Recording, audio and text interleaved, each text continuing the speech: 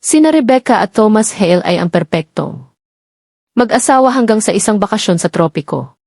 Ay nagbunyag ng isang lihim na buhay ng pagtataksil, krimen at isang pagkawala na mag-iiwan sa mga ahente ng federal na humahabol sa mga multo. Sa iba't ibang kontinente, sina Thomas at Rebecca Hale ay nakatira sa isang mamahaling kapitbahayan sa labas lamang ng Atlanta, Georgia. Ang kanilang dalawang palapag na bahay na estilong kolonyal ay nasa dulo ng isang tahimik na cul-de-sac na may mga puno ng maple at maayos na mga damuhan. Sa labas na mundo, sila ang uri ng mag-asawang kinaiinggitan ng iba. Kaakit-akit, matagumpay at malalim ang koneksyon. Si Thomas ay nagtrabaho bilang isang respetadong tagapayo sa pananalapi na may lumalaking portfolio ng mayayamang kliyente. Si Rebecca, isang guro ng sining sa isang lokal na high school, ay gustong-gusto ng mga estudyante at mga magulang. Nagdaos sila ng mga kaakit-akit na salu-salo sa likod bahay noong tag-araw, nagboluntaryo sa mga kaganapan sa simbahan at nag-host pa ng isang podcast tungkol sa kasal at personal na paglago. Inakala ng lahat na mayroon na silang lahat. Ngunit ang kaperpektuhan ay lumitaw lamang ng malalim. Sa likod ng mga saradong pinto, ang dinamika sa pagitan nina Thomas at Rebecca ay nagbabago. Ang nagsimula bilang isang madamdamin at determinadong pagsasamahan ay unti-unting naging isang malamig na gawain. Hindi na sila nagkikita tulad ng ginagawa ng mga magkasintahan. Ang kanilang mga pag-uusap ay umikli mas lohikal kaysa emotional. Gayunpaman, mahusay nilang ginampanan ang kanilang mga tungkulin, nakangiti para sa mga Christmas card, nagpo-post sa mga charity event at nagbabahagi ng mga filtered snapshot ng kanilang tila masayang buhay sa social media. Si Rebecca ang unang lumayo. Mga 2 taon bago mabuwag ang lahat, nagsimula siyang magsolo ng mga biyahe. Inaangkin niya na ang mga ito ay para sa pagtuklas sa sarili, oras para magnilay-nilay at muling kumonekta sa kanyang sarili. Ang una ay isang mahabang weekend sa New Orleans. Pagkatapos ay dumating ang isang solo retreat sa Sedona. Nang i-anunsyo niya ang isang 0 araw na bakasyon sa Jamaica, kasama ang ilang dating kaibigan sa kolehiyo. Hindi ito kinuwestiyon ni Thomas. Mayroon siyang kumperensya sa kliyente na sumasabay sa kanyang mga kadate at masaya siyang nakatuon sa trabaho habang siya ay nagpapahinga. Ang kanilang buhay ay naging magkapareho, bihirang magtagpo sa emosyonal na aspeto. Sa unang tingin, walang kahina-hinala sa biyahe sa Jamaica.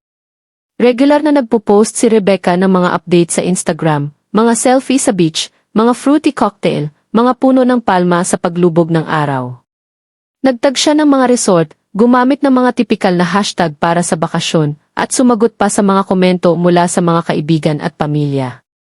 Mukhang eksakto sa sinabi niya, isang tropical break kasama ang mga dating kaibigan. Ngunit ang walang nakakaalam ay nag-book siya ng biyahe ng mag-isa. Walang mga kaibigan sa kolehiyo, walang itinerary ng grupo. Ang buong bakasyon ay isang pabalat lamang. Sa katotohanan, sumali si Rebecca sa isang pribadong online forum 6 na buwan na ang nakalilipas kung saan maingat na inayos ni Rebecca ang mga high-end na karanasan habang naglalakbay. Ipinamamarka nito ang sarili bilang isang serbisyo para sa marangyang pamumuhay, ngunit malabo ang mga hangganan. Ang nagsimula bilang mapang-akit na mga pakikipag-usap sa mga athletic tour guide at mga yacht crew ay umunlad sa mga pakikipagkita sa mga escort at mga taong konektado sa scene ng underground party. Para kay Rebecca, ito ay kapanapanabik, isang pagtakas mula sa pagkabagot ng kanyang pagsasama, isang paraan upang maramdaman na ninanais at may kontrol. Sa Jamaica, nakakilala siya ng 0 iba't ibang lalaki sa buong panahon ng kanyang pamamalagi. Ang bawat pagkikita ay inayos sa pamamagitan ng isang naka-encrypt na messaging API. Ang ilan ay kaswal at transaksyonal, ang iba ay mas intimate. Ilan sa mga lalaki ay nagpakilala sa kanya ng mga mamahaling alak, mga designer drug at mga koneksyon na hindi niya inaasahan na ma-access. Hindi siya nagtanong. Ayaw niyang malaman ang kanilang mga kasaysayan o ang kanilang mga motibo. Gusto lang niya ang pagtakas, ang pagmamadali, ang pakiramdam ng pagiging nakikita. Pag-uwi niya, bumalik siya sa kanyang nakagawian na parang walang nagbago. Napansin ni Thomas ang kanyang bagong aparador, ang dagdag na alahas, ang pagbabago sa kanyang saloobin, ngunit pinupuno niya ito ng liwanag pagkatapos ng bakasyon. Wala siyang dahilan para pagdudahan siya. Hindi. Noon, ipinagpatuloy ni Rebecca ang pagtuturo, nag-post tungkol sa mga proyekto ng kanyang mga estudyante at nag-host pa ng isang salu-salo noong linggong pagbabalik niya. Nagpatuloy ang buhay na parang hindi nangyari ang kanyang dobleng buhay. Ngunit ang katotohanan ay hindi kailanman nananatiling nakatago magpakailanman. At ang mga pagpiling ginawa ni Rebecca noong bakasyong iyon ay nagsisimula ng mag-agos palabas sa mga paraang hindi niya inakala. 2 linggo pagkatapos ni Rebecca bumalik mula sa Jamaica, tila normal ang lahat. Sa labas, bumalik siya sa kanyang pang-araw-araw na buhay na parang hindi nangyari ang biyahe. Taglay pa rin ang kanyang balat, ang malambot na tansong liwanag ng araw sa isla, at nagsuot siya ng banayad na anyo ng kumpiyansa na hindi pa naroroon noon. Napansin ng mga kaibigan sa trabaho na tila mas relax siya, mas masigla, at maging si Thomas na abala sa mga quarterly report at nalalapit na mga deadline, ay natagpuan ang kanyang sarili na masayang nagulat sa kanyang pagbabago ng mood. Ngunit sa ilalim ng kanyang makintab na anyo, may iba na namumuo. Isang bagay na mas madilim kaysa sa inaakala ni Numan. Nagsimula ito sa isang balitang nakabaon ng malalim sa seksyon ng krimen ng isang pahayagan sa Miami. Isang lalaki ang natagpo ang patay sa isang silid ng hotel malapit sa paliparan na walang pagkakakilanlan, walang mga credit card, at tanging isang burner phone lamang ang suot niya. Ang sanhi ng kamatayan ay nakalista bilang 12 na dosis, ngunit ang dami ng droga sa kanyang sistema ay nagdulot ng hinala. Naniniwala ang mga lokal na otoridad na siya ay maaaring bahagi ng isang network ng pagtatrapiko. Ngunit walang EO princess. Sa file, kakaunti ang maibabahagi. Pagkalipas ng 1 linggo, na-unlock ng mga federal na ahente ang kanyang telepono gamit ang espesyal na software. Ang natuklasan nila ay nagpabago sa kaso mula sa karaniwan tungo sa nakababahala. Ang telepono ay naglalaman ng 12 naka-encrypt na mensahe, larawan, at data ng lokasyon. Sa isa sa mga larawan, isang pamilyar na mukha ang lumitaw. Si Rebecca Hale. Nakaupo sa tabi ng lalaki sa isang bar sa tabing dagat. Sa Jamaica, suot ang parehong berdeng sundress na ipinost niya sa Instagram. Nakangiti siya, may hawak na inumin. Walang kamalay-malay na ang lalaking katabi niya ay mamamatay sa loob ng ilang araw pagkarating sa ang koneksyon na ito ay nakakuha ng atensyon ng Homeland Security. Tahimik nilang sinusubaybayan ang mga miyembro ng isang network na nakabase sa Caribbean na pinaghihinalaang nagpupuslit ng pera, armas, at sintetikong droga sa mga hangganan gamit ang mga walang kamalay-malay na sibilyan bilang mga tagapagdala. Si Rebecca, na hanggang Ngayon ay hindi nila kilala ay biglang naging isang taong pinag-iinteresan. Nakuha ang kanyang digital footprint mula sa biyahe. Mga record ng paglipad, reserbasyon sa hotel, mga text log, mga check-in sa social media. Naging maayos ang lahat. Ang teleponong natagpuan sa Miami ay naglalaman din ng mga kumpirmasyon ng wire transfer, na isa ay tumutugma sa isang transfer na ginawa ni Rebecca noong kanyang paglalakbay na di umano ay para sa mga gastusin sa paglalakbay. Naguluhan ang mga investigador. Hindi akma si Rebecca sa profile ng isang taong sangkot sa organisadong krimen. Siya ay edukado, nasa gitnang uri na walang record ng kriminalidad at walang kilalang mga kasama na may kaugnayan sa trafficking. Ngunit ang kanyang presensya sa maraming larawan kasama ang mga individual na na-flag para sa kriminal na aktibidad at ang mga naka-encrypt na mensahe na nakuha mula sa kanilang mga device ay hindi maaaring baliwalain. Samantala, sa Georgia, nanatiling walang kamalayan si Rebecca sa gusali ng investigasyon sa paligid niya. Pinaplano niya ang kanyang susunod na solo retreat, sa pagkakataong ito ay sa Costa Rica. Nagsimula na siyang makipag-chat sa mga bagong kontak sa pamamagitan ng parehong pribadong network.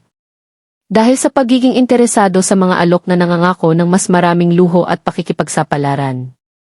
Ang kanyang pag-ugali sa bahay ay lalong naging hindi gaanong kaaya-aya. Nagsimulang mapansin ni Thomas ang mga banayad na pagbabago, mga gabing lumalabas para sa book club, mga hindi nasagot na tawag, mga biglaang pag-withdraw mula sa kanilang pinagsamang account.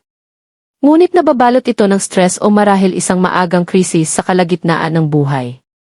Hindi niya kailanman inakala na ang kanyang asawa ay maaaring masangkot sa anumang kriminal.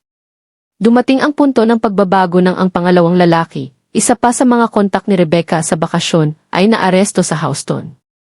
Habang tinatanong, isiniwalat niya ang mga kaunting impormasyon tungkol sa isang babaeng nakilala niya sa Jamaica na naglipat ng crypto para sa koponan. Hindi niya alam ang buong pangalan nito, ngunit perpektong inilarawan siya.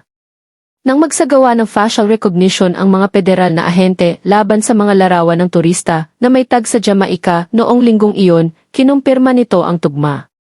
Rebecca. Mabuhay. Ngayon, hindi lamang siya isang taong interesado. Posible siyang isang koneksyon sa isang internasyonal na operasyon ng laundering. Sinimulan ng mga federal na ahente na subaybayan ang kanyang mga galaw, subaybayan ang kanyang mga transaksyon sa pananalapi at bumuo ng isang timeline ng kanyang mga komunikasyon habang at pagkatapos ng biyahe. Hindi pa rin nila alam kung gaano kalalim ang kanyang pagkakasangkot o kung napagtanto niya man lang ang lawak ng kanyang pinasok. Ngunit ang katotohanan ay nanatili. Hindi na lamang siya isang guro ng sining sa suburban. Siya ang nasa sentro ng lumalaking sapot ng intrigang kriminal. At ang mga bunga ng kanyang pagtakas sa isla ay nagsisimula pa lamang mabuo. Habang tumitindi ang investigasyon kay Rebecca Hale, ang bakas ng ebidensya ay nagsimulang mabuo sa mga direksyon na hindi inaasahan ni Newman. Ang nagsimula sa isang larawan sa telepono ng isang patay ay naging isang kumalat na sapot ng mga koneksyon, paglilipat at mga nakatagong pagkakakilanlan. Sinubaybayan ng mga ahente ng federal ang mga record ng telepono, mga naka-encrypt na chat at mga dayuhang bank account. Dahan-dahang natuklasan ang isang maluwag ngunit mapanganib na network na nagpapatakbo sa ilalim ng radar ng tradisyonal na pagpapatupad ng batas. At nakaupo mismo sa gitna nito, marahil ang hindi namamalayan ay si Rebecca. Ang susunod na pangunahing pag-unlad ay nagmula sa isang hindi inaasahang pinagmulan. Isang nakumpiskang laptop na pagmamay-ari ng isa sa mga mamamayang Jamaica na naaresto sa isang pinagsamang pagsalakay ng ihi at Ehi sa New York. Nakabaon sa kaibuturan ng hard drive ang isang folder na mailabel lamang na may mga numero. Sa loob ay mga tala ng transaksyon, mga scan ng pasaporte at isang listahan ng mga pangalan. Isang pangalan ang namukod tangi. Rhal, Georgia. So nakalista sa tabi nito ang mga petsa mga code ng paliparan at 3 paglilipat na ginawa. Sa cryptocurrency, hindi naman kalakihan ang mga halaga ayon sa pamantayan ng kartel. Ngunit sapat na ang mga ito para magdulot ng hinala. Si Rebecca ay hindi lamang isang turista na masyadong lumalapit. Ginamit siya, sinasadya man o hindi, upang maglipat ng mga digital asset mula sa isang bansa patungo sa isa pa. Ang mga investigador ngayon ay nahaharap sa isang kritikal na tanong. Si Rebecca ba ay isang biktima ng manipulasyon o aktibo ba siyang nakikilahok? Upang malaman, ang mga ahente ay kumuha ng warrant upang suriin ang kanyang mga record sa pananalapi at mga personal na device. Ang kanilang natuklasan ay lalong nagpalalim sa misteryo. Sa nakaraang taon, si Rebecca ay madalas na bumili sa Bitcoin at Monero na parehong pinapabora ng mga kriminal network dahil sa kanilang kahirapang masubaybayan. Nag-download at nagtanggal din siya ng ilang secure na communication API. Kabilang ang isa na kilala sa paggamit ng mga trafficker at smuggler. Ang kanyang kasaysayan ng paghahanap ay nagsiwalat ng mga tutorial sa mga digital wallet, blockchain, mga paglilipat at mga internasyonal na regulasyon sa wire. Ang ebidensya ay nagsimulang magmungkahi na ang kanyang pagkakasangkot ay higit pa sa simpleng kawalang malay. Tila naiintindihan ni Rebecca kung paano maglipat ng pera ng maingat. Gumamit siya ng mga prepaid card, peking pangalan ng negosyo, at naglista pa ng mga benta ng artwork sa PayPal bilang alibi para sa mas malalaking deposito. Gayunpaman, wala siyang naunang kriminal na record. Walang kasaysayan ng kahirapan sa pananalapi at walang mga senyales ng pamimilit o blackmail. Para bang unti-unti niyang piniling pasukin ang mundong ito ng paunti-unti hanggang sa siya ay nasa napakalalim na para bumalik pa. Sa bahay, lumawak ang mga bitak sa kanyang kasal kay Thomas. Habang tahimik na nagtatrabaho ang mga federal na investigador sa likuran, nagsimulang maramdaman ni Thomas ang paghihirap. Napansin niya ang mga hindi pagkakapare-pareho. Si Rebecca na umaalis sa bahay sa kalagitnaan ng gabi, na nagsasabing tinutulungan niya ang isang kaibigan na nasa krisis.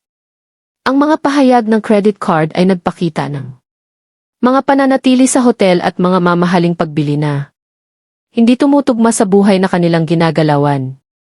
Nang kumprontahin niya siya, naging depensibo at umiiwas siya. Gayunpaman, walang sinabi si Thomas kahit kanino. Wala siyang hinala sa isang krimen. Akala niya ay may karelasyon ito. Ngunit si Thomas ay may sarili ring mga sikreto. Habang sinusuri ng mga ahente ang mga transaksyon ni Rebecca, napansin nila ang isang pagsasanib sa ilang naka-flag na aktibidad sa pananalapi na may kaugnayan sa mga offshore account. Sa karagdagang paghukay, natuklasan na ang isa sa mga korporasyon ng Shell na dating nagpapadala ng pera mula sa Jamaica patungong ASE ay nakarehistro sa isang consulting firm na pinagtrabahuhan ni Thomas. Inaangkin niyang wala siyang alam tungkol dito, ngunit ang mga koneksyon ay masyadong tumpak para maging nagkataon lamang. Ngayon, ang dalawang lalaki ay nasa ilalim ng pagsisiyasat. Lumitaw ang posibilidad na hindi ito isang kwento ng isang asawang naging tuso. Maaari itong maging isang bagay na mas malaki. Isang bagay na pinag-ugnay kahit na wala sa kanila ang lubos na nakakaalam nito. Ang pagsisiyasat na dating nakatuon lamang kay Rebecca ay nagsimulang umikot. Sinimulan ng mga ahente na suriin ang negosyo ni Thomas, ang kanyang mga kliyente at ang kanyang mga koneksyon sa mga kumpanya sa pananalapi sa Caribbean. Samantala, isang ikatlong lalaki mula sa biyahe sa Jamaica, isa pa sa mga kontak ni Rebecca, ang natagpuang patay sa isang motel sa labas ng Dallas. Walang malinaw na dahilan, walang senyales ng karahasan, isa na namang bangkay, isa na namang naputol na kadena. Dahil 3 ang patay, 2 ang binabantayan, at hindi mabilang ng mga digital na sinulid na hindi pa rin nabubuklod, ang kaso ay naging mas nakakatakot na tono. Ang nagsimula bilang isang iskandalo ng pandaraya ay naging mas mapanganib. At habang mas malalim na naghahalughog ang mga investigador, mas mukhang hindi lamang si Rebecca Hale isang nakamasid, kundi isang mahalagang bahagi ng isang bagay na hindi na tila random. Sa lahat, habang lumalawak ang investigasyon, naging malinaw na ang kwento ni Rebecca Hale ay hindi na limitado sa malabong kaharian ng mga lihim sa labas ng kasalo. Mga digital na pang-aakit na lumalampas. Ito ay umunlad sa isang multi-state federal na investigasyon na ngayon ay nagbabanta na sirain ang maingat na kinokontrol na buhay ni Rebecca at ng kanyang asawang si Thomas. Ang hindi inaasahan ni Numan, lalo na ang mga investigador mismo, ay na ang lalaking sa una ay tila isang asawang walang kamalay-malay ay maaaring mas malalim ang pagkakasala kaysa sa inaakala ng sinuman. Nagsimula ito sa isang lead na natunton mula sa isa sa mga cryptocurrency wallet na ginamit sa mga transaksyon ni Rebecca at Jamaica. Ang origin ng wallet ay nagpakita ng kaugnayan sa isang mas malaking operasyon sa laundering na kinasasangkutan ng isang shell company na nakabase sa Miami na nakatanggap ng pondo mula sa mga account sa Caribbean na minarkahan para sa kahinahinalang aktibidad. Isa sa mga shell company na iyon na nakabaon sa ilalim ng mga patong-patong na corporate jargon ay itinatag sa tulong legal mula sa isang financial firm na dating kinontrata ni Thomas Hale para sa mga pribadong serbisyo sa pamamahala ng kayamanan. Nang magsubwena ang mga ahente ng mga internal na email mula sa firm na iyon, lumitaw ang pangalan ni Thomas nang higit sa isang beses. Ang kanyang digital signature ay ginamit upang aprubahan ang dokumentasyon. At kahit na malabo ang mga salita, ang mga transaksyon ay tumutukoy sa mataas na halaga, mabilis na gumagalaw na kapital na nagmumula sa mga mapagkukunang nasa labas ng normal na mga portfolio ng pamumuhunan. Para kay Thomas, ang tiempo ay hindi maaaring maging mas malala pa nang magsimulang tanungin ng mga ahente ng federal ang kanyang mga kasamahan. Isang whistleblower ang sumulpot. Isang junior accountant na nagsabing tahimik na pinangasiwaan ni Thomas ang mga espesyal na account para sa mga kliyenteng may mataas na panganib na ang ilan sa kanila ay gumamit ng mga peking pagkakakilanlan at mga dayuhang address. Itinanggi ni Thomas ang anumang pagkakamali. Ngunit ngayon ang palagay na wala siyang alam tungkol sa mga aktibidad ni Rebecca ay nagsimulang mabuwag. Sa halip na 2 taong namumuhay ng magkahiwalay at lihim, ang ideya ay lumitaw na sila ay bahagi ng iisang makina ng hindi man lang nalalaman. Ito na konektado ng negosyo at pagtataksil sa pantay na sukat. Samantala, si Rebecca ay nagsisimulang makaramdam ng pressure. Kinumpirma ng surveillance footage na nakipagkita siya ng hindi bababa sa 3 individual na nakatali sa Caribbean Network pagkatapos bumalik mula sa Jamaica. Ang mga pagpupulong na ito ay naganap sa iba't ibang lungsod, Charlotte, Tampa at New Orleans. Ang bawat isa ay kasabay ng mga hindi maipaliwanag na kakulangan sa kanyang pagdalo sa paaralan. Ang bawat pagbisita sa lungsod ay sinundan ng mga transaksyon na kinasasangkutan ng mga conversion ng cryptocurrency sa cash sa pamamagitan ng mga peer-to-peer platform. Ang padron na ito ay pare-pareho at sinadya at bagamat walang direktang pag-amin na nakuha, ang mga ebidensyang sirkumstansyal ay naglarawan ng isang nakakapangilabot na larawan. Ang pressure ay tumindi ng matuklasan ng mga ahente ang isang pribadong unit ng imbakan na inuupahan sa pangalan ni Rebecca noong dalaga pa. Sa loob ay may ilang mga burner phone, isang pasaporte na may mga selyo na hindi nakalista sa kanyang Kilalang kasaysayan ng paglalakbay at isang duffel bag na naglalaman ng mahigit $80,000 na cash. Pinag-isipan ng mga investigador na ito ay maaaring kanyang personal na pondo para sa pagtakas. Isang patakaran sa siguro kung sakaling magbagsak ang operasyon o kailangan niyang maglaho. At gayunpaman, tila hindi lubos na naunawaan ni na Rebecca at Thomas ang laki ng paparating na pangyayari sa kanilang paligid. Habang pinaninindigan ni Rebecca na ang kanyang paglahok ay limitado lamang sa maikling pakikipagtalik at pinansyal na kuryosidad, ang matibay na datos ay nagsasabi ng isa pang kwento. Habang iginiit ni Thomas na siya ay isa lamang konsultant sa pananalapi, ang mga koneksyon sa pagitan ng kanyang trabaho at mga offshore laundering ring ay lumilit na hindi na dapat baliwalain pagkatapos ay dumating ang pinakamalaking pagbabago sa ngayon. Isa sa mga lalaking may koneksyon sa Jamaica ring ang sumang-ayon na makipagtulungan kapalit ng mas mababang sentensya. Sa kanyang testimonya, inangkin niya na hindi lamang alam ni Thomas ang tungkol sa paggalaw ng mga pondo, kundi binigyan din niya si Rebecca ng payo kung paano itago ang mga ito. Ayon sa saksi, nagbigay si Thomas ng mga tip kung aling mga pitaka ang gagamitin, kung aling mga plataporma ang pinakakaunting masusing pagsisiyasat, at inirekomenda pa nga ang paggamit ng mga benta ng sining bilang pantakip. Hindi lamang ito hinala ngayon. Ito ay testimonya. Binaligtad ng pagbubunyag na ito ang kaso. Nagsimula ang mga investigador sa pamamagitan ng pagsisiyasat kay Rebecca bilang isang illicit vacation. At natuklasan ang tila isang malawak na operasyon sa pananalapi na kinasasangkutan ng magkasintahan. Ngunit ang pinakakagulat-gulat na pagtanto ay tila wala sa kanila ang lubos na nakakaalam kung gaano nakalayo ang narating ng isa. Ito ay isang dobleng pagtataksil.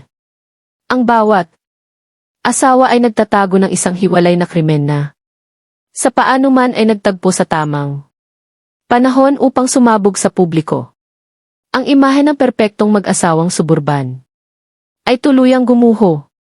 Sila ngayon ay dalawa sa mga pangunahing suspect sa isang federal na kaso na lumalaki sa bawat araw. At habang naghahanda ang mga otoridad na arestuhin silang dalawa, may nangyaring hindi inaasahan. Nawala si Rebecca. Nakatakdang lumingon si Rebecca Hale sa Korte Federal sa isang Lunes ng umaga. Nag-ayos ang kanyang abogado ng isang plea discussion, umaasang makakapagnegosasyon ng binawasang sentensya kapalit ng kanyang pakikipagtulungan. Bumuo ang gobyerno ng matibay na kaso na may sapat na digital na ebidensya upang iugnay siya sa hindi bababa sa 3 pagkakataon ng laundering na bawat isa ay naugnay sa mas malawak na mga operasyong kriminal. Nanatili ang pagmamatsyag, kinumpiska ang kanyang pasaporte at nilagyan siya ng gisik ankle monitor. Nakaayos na ang lahat upang umunlad hanggang sa mawala siya ng walang bakas. Nagsimula ito sa isang simpleng anomalya. Tumigil ang pag-transmit ng kanyang ankle monitor noong 3 oras 14 na minuto noong Sabado. Ang huling signal nito ay naglagay sa kanya sa isang rest stop malapit sa Interstate 10 malapit sa Tallahassee, Florida. Pagsapit ng 7 na-alerto ang mga tagapagpatupad ng batas. Naputol ng may katumpakan ang device. Walang senyales ng pakikibaka, walang padalos-dalos. Pag-alis. Makikita sa malapit na surveillance footage ang kanyang pagpasok sa isang walang markang puting isi na may mga tinted na bintana, kasama ang isang hindi kilalang figura na nakasuot ng hooded sweatshirt. Nawawala ang plaka ng sasakyan at ang driver ng sasakyan ay dumaan sa rutang umiwas sa mga pangunahing toll road at traffic camera. Nang halughugin ng mga federal na ahente ang kanyang bahay ng araw na iyon, wala na si Rebecca. Halos walang laman ang kanyang aparador at malinis ang kanyang laptop.